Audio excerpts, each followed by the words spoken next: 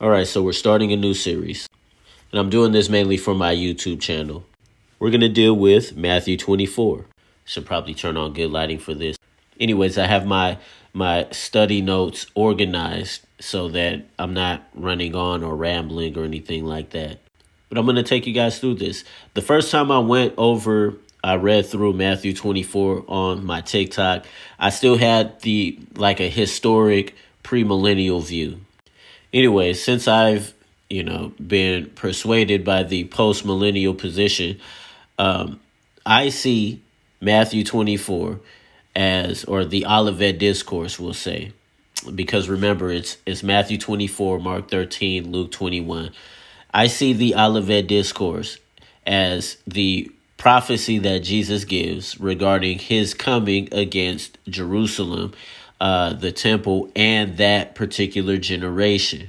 The fulfillment of that we see in the book of Revelation. I believe that's what the book of Revelation is all about. And remember, in the beginning of the book, we're told this is a revelation of Jesus Christ that was given to Jesus Christ. Jesus was the one who gave it to John, you know what I'm saying, or related through his angel to John, and John to the rest of the churches. So there's no reason to think that there's such a divide or a difference between what is said in Matthew 24 and the other accounts and this. And it's also interesting to note that John doesn't have an Olivet Discourse, probably because he is given the actual revelation of the fulfillment of those things that were spoken in the discourse. Anyways, y'all, let's get to this. First, we need the context of the conversation. Chapter 23 cannot be overlooked in understanding why Jesus will say the things he says to the disciples. Jesus is pronouncing woes upon the Pharisees because of their evil against the people of God and their unrighteous view of the temple.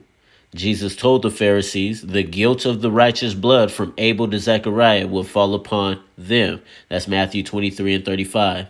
He said to them, upon you. He also says, epitang genian tautain, that is, upon this generation. That's Matthew 23 and 26. Jesus then laments over Jerusalem for killing the prophets and stoning those sent to her. That's Matthew 23 and 37. He tells them their house will be left to them desolate. That's Matthew 23 and 38. Their house was the temple. Got to remember that. This is echoed in Luke chapter 13, verses 34 and 35. The word eremos is an adjective meaning uninhabited, lonely, and desolate. That is the word translated desolation or desolate. So Jesus prophesies to the chief priests that their house, the temple, would be left to them desolate because of their sin of rejecting him and the Father who sent him. There's so many things that can be learned from Jesus's interaction with the chief priests. I don't hear many people talking about it or bringing it up, other than people, saying, oh, Jesus stood against the religious folk. I mean, there were deeper reasons as to why he had problems with them. But, we're going to go through this study.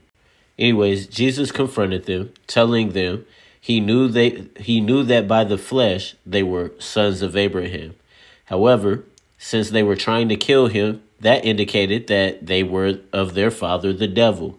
You know what I'm saying? Trying to do Satan's will.